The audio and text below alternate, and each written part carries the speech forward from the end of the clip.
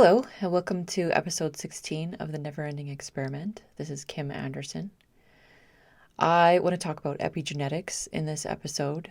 This subject is so overwhelming, and really, I'm finding people are talking about this without really knowing what it is. And it's such an important thing to understand, especially in this day and age when people are really messing around with genetics quite a bit. It's good to understand how they actually work. Now, I've taken an introductory course in epigenetics, and if you listen to any of my previous episodes, especially the one about ALS4, I talk a bit about epigenetics, also a bit in talking about artificial reproduction. I've probably talked a bit about GMOs as well. These are issues that I think are just really, really, really important to understand, that have been around for the last few decades.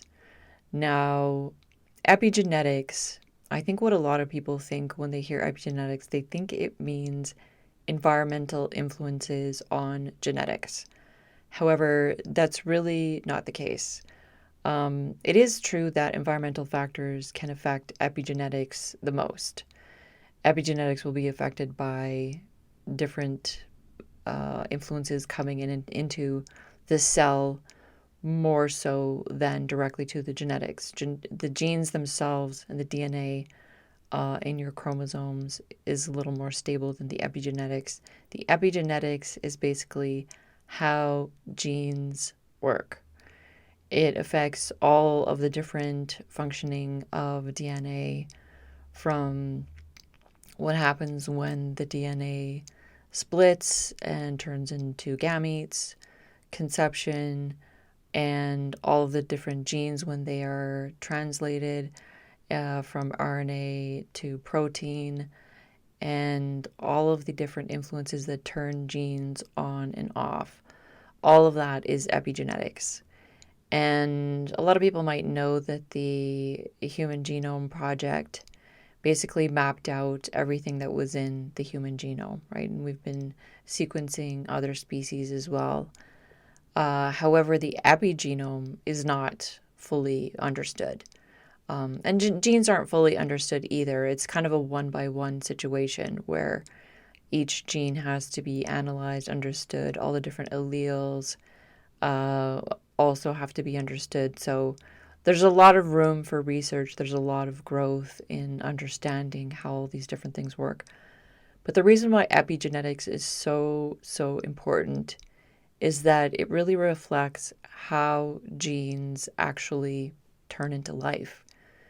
So in all of our cells, these little genes and DNA, because a gene is just one part of DNA, right?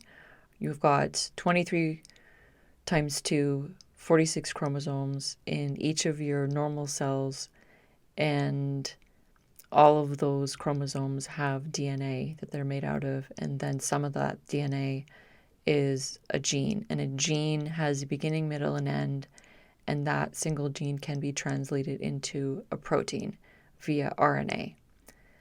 So my understanding of epigenetics now, it's still pretty elementary. Like I said, I took an introductory course, but still an introductory course will show you just how elaborate and extensive this world of epigenetics really is. The people that work in epigenetics basically have to learn a new language, the language of epigenetics. And every single little molecule, even the tiniest little molecule that's involved in the genetic functioning, has a name, and they're all really weird names. Of course, some of them are numbers, some of them are a combination of letters and numbers, some of them are just new words. I've talked about the mutation that I have on one of my genes, which is the synataxin gene.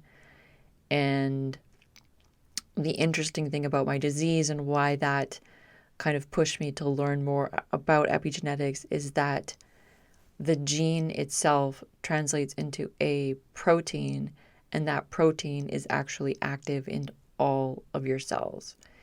The reason why this is involved in epigenetics is because this protein is involved in epigenetics. So the protein actually affects how the genes are expressed or not expressed. And it has a tendency to increase the activity in this gene expression. So, I mean, if you go through this whole process, I'm not going to go through all of the little details of it, but it tends to be a case of like if you have more of one chemical, then you're going to have less of another kind of chemical, and you have less of that, you're going to have more of another, and so on. It goes up and down and kind of a back and forth, like reverse effect. When you have RNA, it's actually the reverse of the DNA, and then it has to go through another process in order to reverse it back. So it's like a positive message, and then it turns into the negative version of it, and then that gets translated into another positive version of it, similar to the original. So if you can imagine that gene, it's one section of this really long DNA that goes along the whole length of your chromosome. And that single gene is then controlled by these promoters. And often genes will come in a group. So that's the thing about genes turning on and off. You think that like it's like a little light switch turning the gene on and off, but it's actually often more than one gene together that is being turned on and off. So it's like if you walked into a room and turned a switch on and like 5 different lights came on, or maybe 2 different lights. It's kind of more like that than like one switch to one light. So that's a little bit how that works. The genes are turned on and off, and then they get turned into proteins, and those proteins have all kinds of different functions in your body. Some of these genes are more rare. They might only be working in some cells. And like I said, mine, syntaxin, works in all of the cells. So I mentioned that before, I think, about when I was describing genetics, and like a lot of times we'll talk about it like it's a blueprint. But the thing that's so different about DNA is that there are no workers that come in from the outside. There's no architect that comes in from the outside to read the blueprint and put it into action. Is that the blueprint itself creates the workers to work on it. So in that way, syntaxin is the worker of the epigenetics that itself is programmed by the genetics. Now, there's a lot of weird things going on that they're finding out about inheritance and genetics, because inheritance has been understood for a really, really long time. Like most know, even since ancient times and probably pre-human and other species understand, a butterfly will create more butterflies, a turtle will create more turtles. We as human beings will create similar copies to ourselves, and your children will look more like you than they will like a distant relative or some other human. So we have that understanding. We have that understanding. We didn't understand very much about mutation, and I think there was a lot of kind of different ideas from ancient humans about why different anomalies would come up. And that's from mutations, right? That's from things that don't get copied exactly from one generation to the next.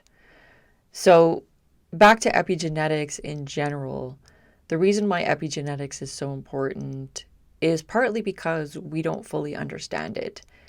And I mean we in sort of the broad sense, like there is a lot of research right now being done to understand epigenetics better. So from my introductory course in epigenetics to reading about my own disease, reading about very, very different genes, different chemicals in these different processes, so that's why I'm saying like it's so important to understand, in science, and I think especially in biology, and this goes for pretty much every science too, is like there are times when you can do a small experiment and you extrapolate into a larger scenario, and that can work, right? But when it comes to genes, it's even more complicated because this is like a different language that we didn't write, okay? We're being written by this language. We didn't write it. We didn't invent it. Our human languages may very well be inspired by that, or at some level have that as the origin of what language is.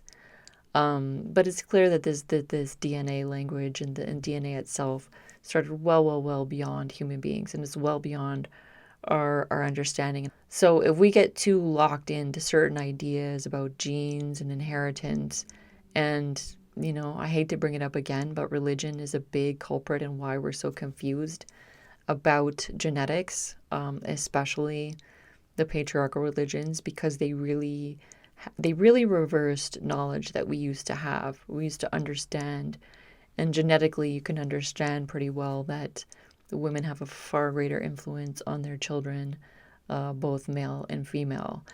Not only because they pass on more of their DNA through these X chromosomes, which are larger than the Y chromosome, but also through mitochondrial DNA, which is a whole other set of DNA in your mitochondria, which exists in every cell, and also from epigenetics. So, because of the 9-month gestation and also the blood bond, so there is a blood connection when that fetus has an umbilical cord, and it's basically getting its oxygen through the blood, through the umbilical cord from its mother.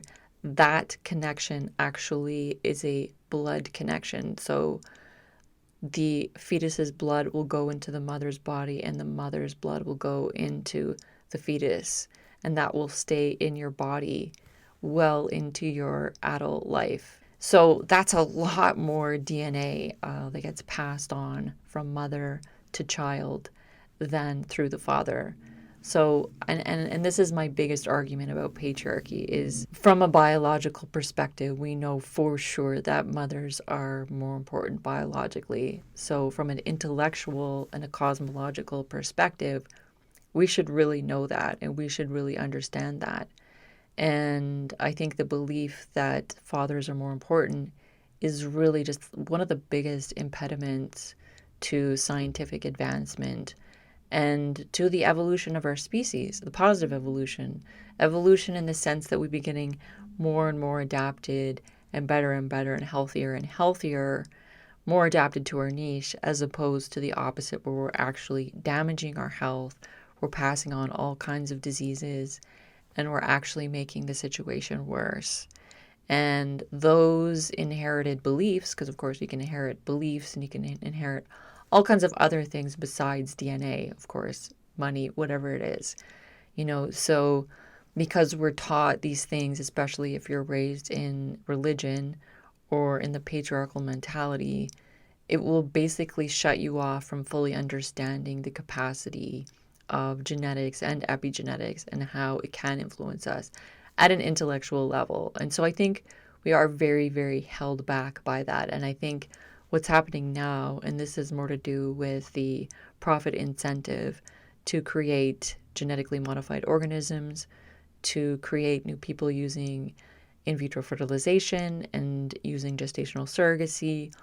All of these things are really, really damaging our ability to evolve in a positive direction.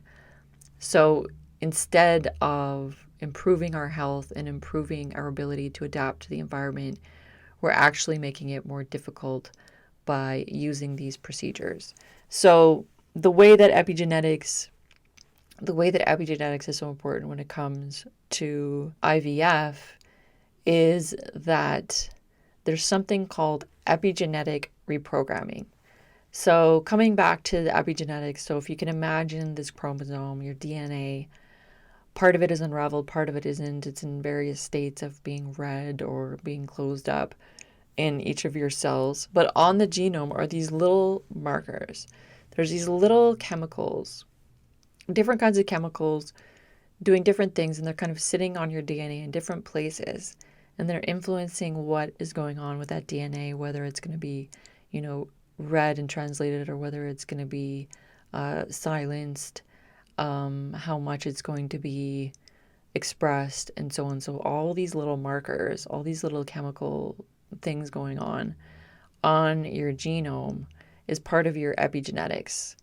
And that's kind of like if you were, again, back to this blueprint idea, you imagine the blueprint, part of it is folded up in the corner, part of it's, not being looked at, part of it's actively being constructed into what the blueprint is telling you to do. And so these little markers would be like little post-it notes and little, schematics that people might come up that are actually trying to create this project right, to create what it is that they're building, which is your body, right? So these epigenetic marks that are all over the genome, they get passed on through the process from going from a regular cell into a gamete cell. So that would be an egg or a sperm. And in each egg and sperm, of course, there's only half of the DNA, half of the chromosomes that you would have in a whole cell. And the reason it's half is because those two are going to come together and they're going to create a whole new organism. And then that new genetic signature will be part of this new organism. So what happens in a natural conception and natural ovulation is epigenetic reprogramming. And what that does is it wipes off all of those marks. So all of that extra stuff, it's kind of like cleaning up the shop, like we're starting a new organism. Half of this DNA is not going to come with us. We're going to put that somewhere else. We're going to have half of the DNA here. It's going to meet into a new person. We're starting over. So we're cleaning off all those old marks that have come from the epigenetic processes that were happening before for that parent, that individual, right? So the epigenetic reprogramming happens in a woman's body. The act of creating this egg in the woman's body will wipe out the epigenetic marks from her previous cellular processes. So that's a way of allowing the new individual to start over without any of the extra stuff that was going on. And that's so important because what we know about genetics and about aging, cancer, and other diseases is that one of the reasons why that happens, or I should say how that happens, is that the genes get more chaotic with time. They tend to go on and off more. They don't always follow the same coherence that they may have when you were younger, right? They just change with time and they tend to get a little more chaotic. Just like any kind of system, it starts off new and shiny and organized. And with time, different things happen and all these different influences throughout your life start to shake up these epigenetic occurrences. And so when you reprogram, you allow the new organism, the new individual in the next generation to start over. So that happens in a woman's body when she ovulates, and it happens also in conception, right? So after an egg is fertilized by a sperm, and you've got these two halves, they come together, and now you've got conception. And this is creating a new organism. And at conception, there is another epigenetic reprogramming. So even though the sperm didn't go through epigenetic reprogramming, they solve that because after conception, then there's another wipeout of all of those extra marks that might still be on the sperm or the egg for whatever reason. And again, you get to start over, right? It's a clean slate for the new individual. But what happens during IVF and during artificial egg retrieval is there is no epigenetic reprogramming. So basically what you're doing is you're passing on age to this new individual that will be born of IVF. And that's already showing how many problems that can have. It's shocking how many people are piling on the bandwagon doing IVF when even publicly some of the individuals that have been born using IVF, some of the people that have had IVF and they've had children, there are major, major problems with those children. Health problems, psychological problems, neurological problems, vascular problems, cancer, and so on. We know for a fact that there are far more complications in children born from IVF and even more complications when they are also born from a gestational surrogate. So these are really, really serious. What we're doing is we're damaging our evolution. So instead of becoming better and healthier, we're becoming unhealthier. We're creating more diseases. And you got to wonder, what's the point of curing all these diseases and making progress in medicine? Because there is progress happening. But why are we then allowing even more diseases to be created? New diseases that we don't know how to deal with. And we're not sure what's even going to happen with them. Like, we're setting the stage for serious, serious genetic problems in future people, because the very philosophy that we have now is though DNA is stupid and we're smart, right? This anthropocentric ideology and attitude that it's so infuriating, because the more that I've learned about science and genetics and epigenetics, the more I understand, like, oh, I get it. We used to be more connected to our DNA when we understood matriarchy better, when we had that as part of who we were, especially the matrilineal inheritance, because we know that biologically matrilineal inheritance is everything. I mean, it's so, so, so important, right? So the epigenetics then is this whole language that we're just learning.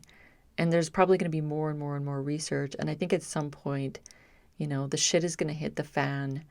They're going to start realizing just how bad IVF is, just how bad gestational surrogacy is. I mean, a lot of people already know it's bad, but I think that we're just going to watch the evidence pile up as more and more people become disabled and die younger because of all of the use of IVF. And I went into that in another episode, so I'm not going to go over all of that. But that's a big reason why we need to understand epigenetics, because we're messing with it so much right now.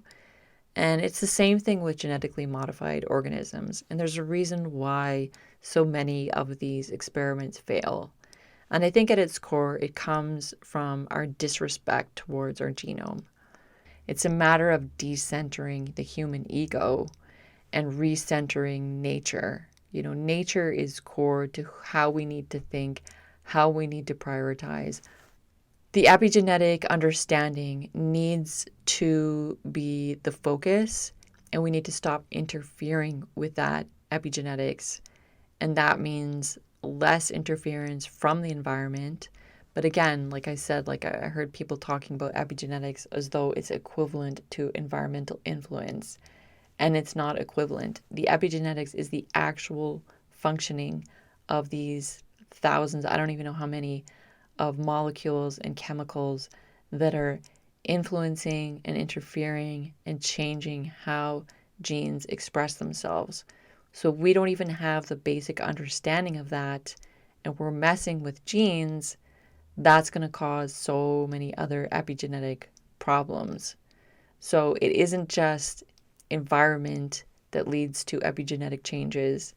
The epigenetics themselves are an interface between outside of the DNA and within the DNA.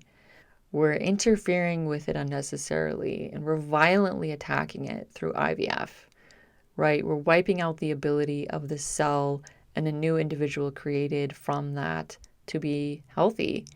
And there's no reason to think why this wouldn't get passed on.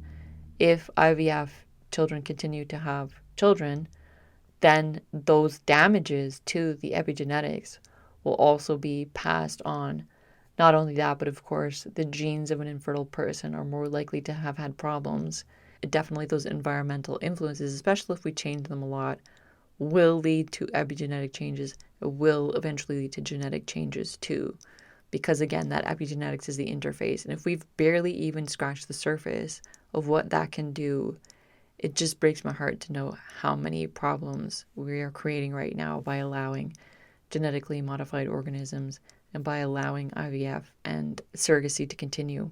So I hope I've kind of given a good overview. I'm trying to get this across in a way that regular people can understand. Epigenetics has kind of turned into a buzzword, and people are using it in a way that's not really accurate.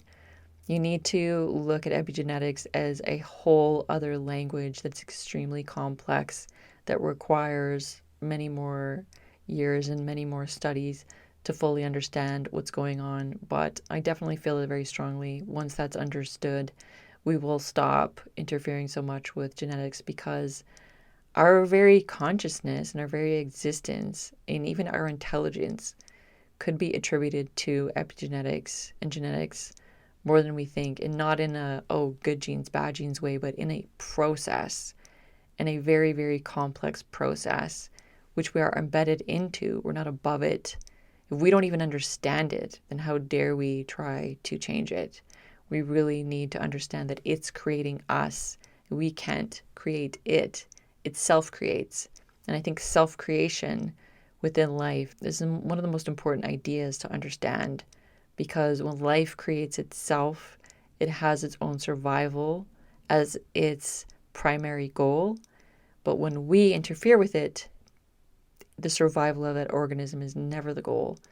The survival of that organism is the human ego, the profit that they can get from it, the control over it. It's always very, very embedded in these issues of control. And again, that comes down to this patriarchal attitude as well, where you really have to understand you can't control everything. You really can only control yourself. And in that sense, we should never, ever try to control someone else's existence in a way that will allow their existence to somehow benefit you without first thinking about how it's going to benefit them as an individual, as an organism. And we're all made of DNA. We're all DNA organisms. We're all embedded in this together.